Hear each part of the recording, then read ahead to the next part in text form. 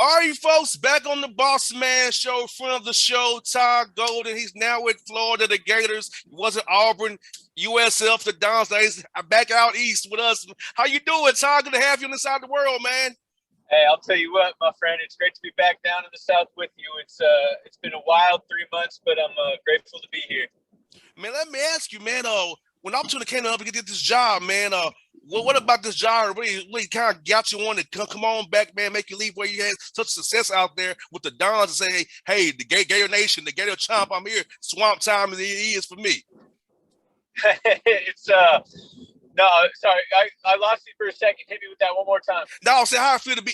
What about this job really stood out to your brother to say, hey, this is what I want to do, man. Come to Florida, come back east, man. And lead these Gators, man. Lead this swamp chomp down there, brother. Oh yeah. It's you know what? I've always, even since I was a kid, I've thought incredibly highly of Florida as a university and as obviously as an athletic institution. And in my playing days at St. Mary's, that was when they won back-to-back natties with Torian Green, Joe Noah, Al Horford, Corey Brewer, that whole crew. And so, I spent 2 years with Bruce at Auburn and really enjoyed. We played down here in Gainesville twice and was blown away by the fanfare, the support, and just the whole tradition of the program. So when this became an opportunity for my family and I'll be honest, JR, like it was a no-brainer. Like it was something that I just jumped at right away. I told Scott Strickland, my athletic director, as soon as he offered me the position, that I had nothing else to think about, and I was grateful to be here. And it's just a place where I feel like we can do some pretty special things. Yes, and great tradition, man, with Coach Donovan, Coach White as well. Great coaches like Anthony Grant came through there, Matt McCall, Darius Nichols, Jordan Mincy, now Jacksonville. So many talented guys in the business have come through Florida and Gainesville. So now you're in the royalty now. Yeah, you're the head man of a place to create so many great coaches in this business we all love, Todd. Yeah, no, it's an honor, man. It's an honor. It's a privilege. I'll even throw Lon Kruger in there with you, who just got inducted into the College Basketball Hall of Fame today. He took Florida to the Final Four back in the day before he moved on as well. And it's just, it's one of those things. I giggle. I have to pinch myself sometimes, just realizing what a great opportunity this is to be at a place where so many special coaches have been able to, hone their craft. No doubt, man. You've hired a high-quality staff, Todd. So give us a little bit about your staff, man, and how crucial they've been to help you these past 3 months and what they'll do for these young Gator men you all are helping grow down there, man. No, it's I'll tell you, JR, I feel blessed because I have what I would consider one of the best coaching staffs with me in the country. One of my associate heads is Carlin Hartman, who is one of the most well-respected coaches in our profession, has been really across all levels and is well-respected and has great relationships. And he's one of the best big men coaches in college basketball. He's a great husband, great father, someone that I worked with at Columbia when I first got in the business, and I've looked up to him as a mentor over my career. So to have him with me has been huge. And Corey McCray, a guy who I'm sure being an Atlanta guy, went to Mercer, grew up, and has a long history and tradition of the Atlanta Celtic program, the AU program down there. Just an incredible guy, man. Someone who's been with Ben Hallen for a long time. Couple years at UCLA, and then I think 8 years at Mississippi State. And I wanted somebody to join us who I felt like could help us navigate the South in recruiting, whether it be Georgia or Florida. Corey has great experience in both those areas, and he's both those guys, both Carlin and Corey, are guys that I feel like could be head coaches right now. And so to have them with me on my staff gives me a lot of confidence that we can do some great things. And Kevin Hovde came back. A guy that I'd worked with for 7 out of my 10 years prior to this, to be our offensive coordinator, and just a super talented guy that helped Richmond get to the NCAA tournament last year. And then Jonathan Sapphire, who's kind of my right-hand man, a guy that, I work really in tandem with in terms of running and operating the program on an everyday basis. Just a really bright dude who will be a heck of an NCAA coach or an NBA front office guy. So we got some really strong dudes. Torian Green, the starting point guard on those tournament teams, came back to be our director of player development. And the list really just goes on and on, man. But I'm fortunate enough to surround myself with some really talented dudes. Yeah, and I saw when you hired Corey, man. I said, he got Atlanta guy. I love it. Todd going to be here a lot, getting these diamond and roughs up here. I love it. Yep, that's exactly right. Yes, indeed. And you know what, man, she's tired of you're a fun-loving guy, a real dude that really builds true bonds with young men. How's it been meeting your young men and getting them to know who you are? Because as you and I both know, when you take a new job, guys are apprehensive at first, but showing them who you are, building that rapport with those young men, showing them that you chose them, you're gonna love them the same way as you recruit those guys. How's that been for you so far, buddy? You know what? It's you hit it on the head. In transitions, a lot of the time, it's tricky, right? Because I didn't recruit these guys; they didn't know me, before I got this opportunity, and so there is some apprehension, and it does take a little bit of time to break down those barriers and make sure that they understand that they can trust us and really form those relationships. But I want to give Mike White and his staff a lot of credit because they recruited some really really good people, some good student athletes that are just really, really good kids, come from good families. And so for me, it was easy in the sense of wanting to spend time with them and to build those relationships with them because they were guys that I wanted to be around. And so we kept a good amount of guys. We kept 7 guys in the program, and I feel blessed that we were able to do that. And obviously we filled in with some transfers and some freshmen, but we had a solid base to build around. And it says a lot about, the culture of the program before we got here that they did. They really focused on recruiting good people as well. No doubt. And I saw Mike White up in Lake Point the other week, so it's good to see him as well. So I'm happy for you, both him in Georgia, you in Florida. So 2 guys I really like a lot of have in great spots. It's really gonna be fun to see you all battle this year, man. Let me ask you this, Todd. So we've been summer 2 now and summer 1. How do you balance putting in new stuff versus trying to get these guys development of their games? So, because we know the new coach had to put some stuff in. So, how's it been for you guys trying to balance summer 1, summer 2? How much you put in for these guys?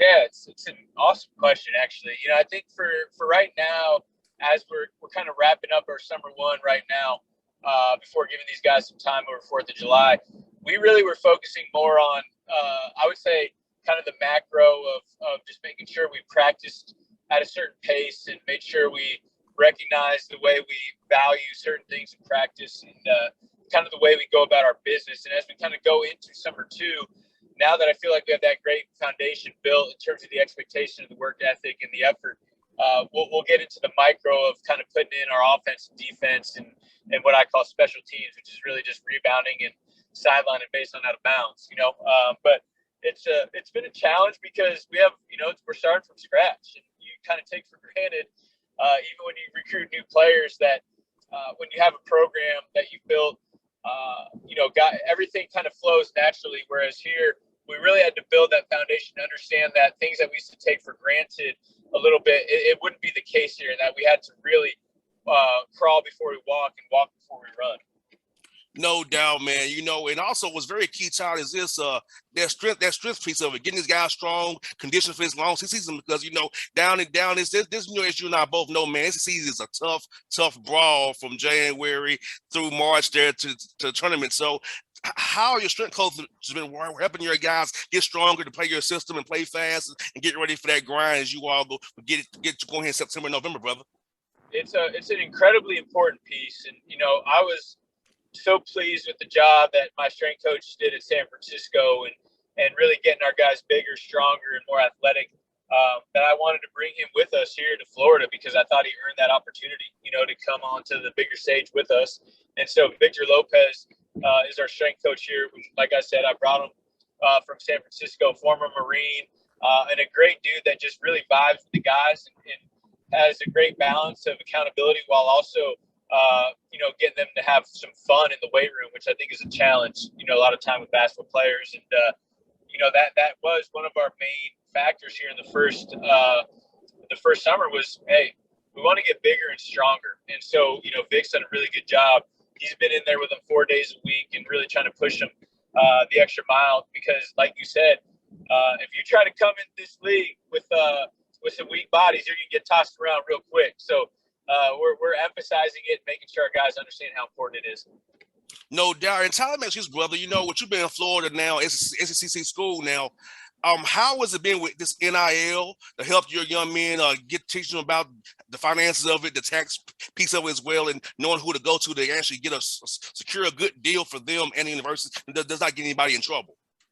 Yeah, it's, you know what, JR, it's been one of the trickier things to navigate in our profession over the last 6 months, because us as coaches are really not supposed to have as much involvement with the procurement piece of it and trying to get these deals organized for these guys. But at the same time, we feel responsible to make sure that they're educated properly. And when they do start signing some of these NIL deals, and they start having a little extra cash in their pocket, that they use it, from like in good ways, and that they don't waste it and don't spend it on silly stuff. And also understand that these NIL deals, are getting taxed, and it's not something that it's not just free monopoly money where you can go spend it wherever you want, not have to worry about the repercussions of paying the government that 35% or whatever it is. So I think it's a learning lesson for us coaches as much as it is the players, in terms of understanding the best way to navigate it. But I like the idea of these guys being able to go out and get a little extra money. If people find their name, image, and likeness valuable enough to really kind of market and advertise, through their name, and I'm good with it. And I think for these guys, as long as they, they don't allow it to kind of lose their focus on the most important thing in my mind, which is academics and basketball, then I'm all good with it. And for you, Todd, moving from California to Florida, low state income taxes, I know that makes you feel happy too, brother. Hey, I'll tell you what, it was one of the best things when I realized that Florida doesn't have that income tax. It's a far cry from California. I'll tell you that, my man. Hey, Todd, that's why I have a house in Tennessee still. Okay, so I have to pay Georgia. I love it. So yeah, my car still says Tennessee tags. Don't even know I live here. Yes, Tennessee tags, Tennessee license, Tennessee address. Yes, because I want to pay Georgia's income tax. So yes, I'm right there with you, brother. Your secret stay with me, man. I'm not saying a word. I hear that, man. I hear that, brother. Let me ask you this, Todd, man. How has the game changed in your mind since you got into coaching and played at St. Mary's until now, man? I feel like it's more 5 out now. We're not worried about having a stretch forward now. It's more motion, more ball screen, pick and rolls. How has it changed in your mind actually playing and coaching in this game, man? Yeah, it's evolving rapidly, and I think it's college is copycat of the NBA. Obviously, we generally we change about, I would say, anywhere from 12 to 36 months after the NBA starts doing something. College kind of figures it out. But yeah, it's a completely different game, and I think it's one of those areas where it's almost become too emphasized on perimeter play for bigs, and where you're starting to find some value in some guys that are somewhat under recruited because people think they're not as valuable because they can't shoot it as well. But you know what? There's still a lot of value having 6'10", 7-foot guys that can protect the paint, finish around the rim, and be effective on the glass. And so, from my perspective, I like the idea of the game changing because, we always like to zig when other people zag, and try to find different ways to be valuable. And I think in a weird roundabout way, there's a little value now coming back to kind of the old school basketball where you find guys that can kind of finish and operate in the paint. And, you can capitalize on the defensive end and on the glass with their size. No doubt, man. I got 2 more for you, brother. 2 important ones for you, man. So sure. I'm a foodie, brother. So what's your favorite food spots in Gainesville so far that I need to check out when I come down and see you, man? I'll tell you what, I never thought that I would find a good sushi spot down there in Gainesville, especially coming from Cali, but there's a great sushi spot called Dragonfly that does a really, really nice job, and it's a place where I try to get to once a week and take advantage of that. Coach Spurrier has a great restaurant down here in Gainesville that we frequent quite a bit. You get a little bit of everything there, a nice American restaurant, and then Embers is a pretty great steakhouse down here, a place that I've been a couple times. So I would hit one of those 3 when you get down and come watch us play this year. No doubt. Last one, you have a big birthday coming up next week, brother. So what is your plans for your big birthday, man? Man, I'm going to be, believe it or not, and it's kind of funny how this all transpired, but I'm going to be over in Spain watching the U17 World Championships. They're in Malaga this year.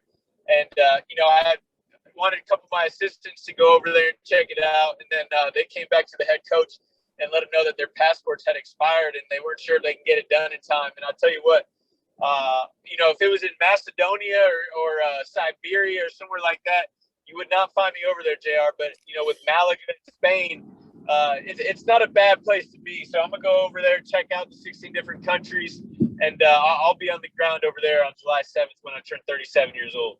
Man, look, brother, we were both getting older, man. But I'm right behind you, buddy. So hey, we're heading towards 40, one way or another, brother. Hey, no question about it, dude. I'll tell you what. Yes, indeed. Well, Todd, good to catch up with you, brother. I'm so happy for you, man, and I look forward to seeing you real soon, man. I'll can't wait to come down there and see you, man. I'll see you either at Vanderbilt, Georgia, as well, or Auburn. So whenever you all play, I'm gonna look forward to I find a second to come see you, brother. Jay, I appreciate you. You've been awesome to me ever since I got my gig in San Francisco, and I'm always here for you as well. And look forward to staying in touch and seeing you soon, my friend. All right, buddy. Be safe, man. Take care, Jay. See you there. Bye-bye.